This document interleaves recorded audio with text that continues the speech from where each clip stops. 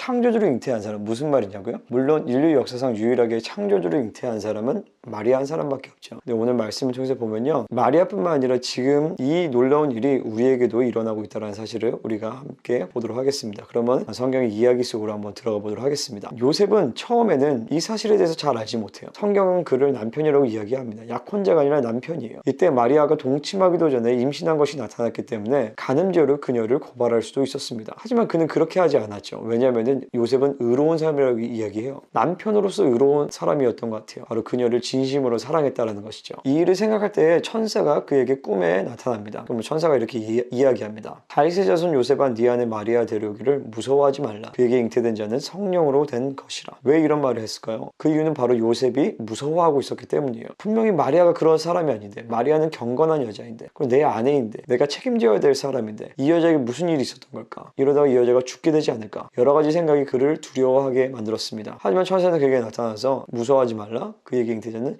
성령으로 된 것이라고 위로를 해줘요. 아, 그랬구나. 성령으로 된 것이구나. 여기서 이제 위로를 받고 안심을 하게 되죠. 그러면서 천사가 더 이어서 이야기를 합니다. 아들을 낳으리니 이름을 예수라 하라. 이는 그가 자기 백성을 그들의 죄에서 구원할 자이심이라 하니라. 예수라는 이름의 뜻은 우리가 잘 알다시피 구원자라는 뜻이에요. 아, 이게 메시아적인 표현으로 알고 있었던 것이에요. 물론 그가 정말 메시아인지 아니면 어떤 메시아의 예표로서 드러나는 사람인지 정확하게 이해는 못했을 수도 있어요. 하지만 중요한 것은 내 아내를 통해서 태어날 아들이 굉장히 중요한 사람이구나 라고 알게 됩니다. 근데 문제는 더 나아가서 천사는 굉장히 이해할 수 없는 말을 합니다. 보라, 처녀가 잉태하여 아들이 나올 것이요 그의 이름은 임마누엘이라 하리라. 번역한즉 하나님이 우리와 함께 계시다 함이라. 여기서부터 이제 문제가 심각해지는 거죠. 왜냐면은 그 아이가 보통 사람이 아니라 하나님이다라는 거예요. 정확한 번역은요, 하나님이 우리와 함께 계시다라는 게 아니라 우리와 함께 계시는 하나님이라는 뜻이에요.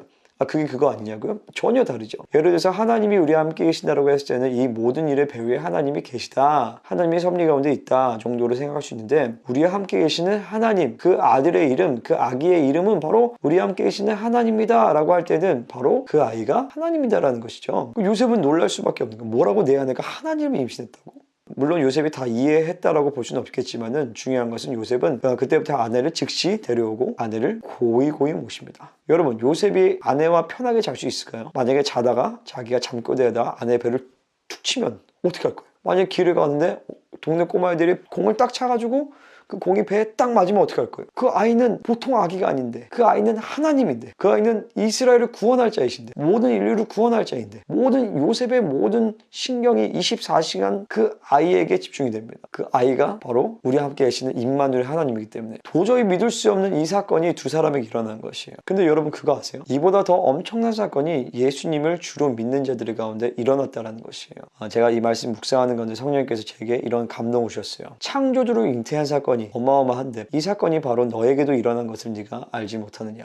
그러면서 내 안에 창조주의 영이 와 계신 사실에 대하여서 더 인식이 되기 시작했어요. 창조주를 잉태한 것보다 더 놀라운 사건이 바로 그 창조주의 영, 성령님께서 우리 안에 내주하시는 사건이라는 것이죠. 우리가 회개하고 예수님을 주로 영접하게 될 때 우리 안에 성령님께서 우리 안에 내주하십니다. 바로 마리아에게 창조주가 잉태된 것만큼 놀라운 사건이 바로 성령님께서 우리 안에 내주하신 사건이라는 것이에요. 근데 문제는 우리는 요셉만큼 그 내주하시는 하나님께, 내주하시는 성령님께 그만큼 집중하지 않는다는 것이죠. 요셉으로 치자면 이런 거예요. 자다가 아내의 배를 차기도 하고, 옆에서 공이 날라와도 아무런 관심이 없고, 딸기가 먹고 싶다고 해도 전혀 관심이 없고, 이것이 우리의 현장에서는 성령님이 싫어하는 말을 마음대로 하고, 성령님이 싫어하시는 것을 보고, 성령님께서 말을 거셔도 그거에 대해서 모른 척하고, 그러면서 수없이 많은 시간 가운데서 성령님의 감동을 유산시킵니다. 성령님의 일하심을 유산시켜요. 성령님의 역사를 축소시킵니다. 이 본문을 통해서 우리는 그저 단순하게 2000년 전 이스라엘 땅의 한 부부에게 일어난 사건으로 보는 것이 아니라 지금 내 안에 계신 예수님, 지금 내 안에 임마누엘로 찾아오신 그 성령님, 그 임마누엘의 하나님을 인정하고 그분을 받아들이고 그분을 존중하고 그분이 원하시는 삶을 살 수 있도록 그분께 우리의 주권을 내어드리는 것이에요. 그렇기 때문에 바로 저와 그리고 이 시대에 믿는 자들이 지금 그 예수님의 영, 성령님, 그 창조주를 잉태한 사람이라는 것이에요. 이 시간에 기도하기 원합니다.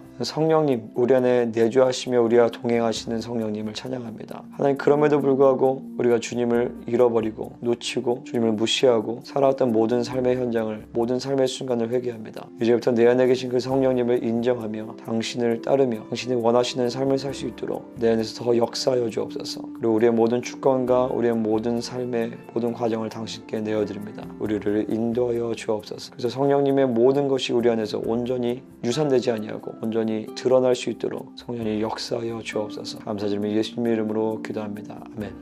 축복합니다.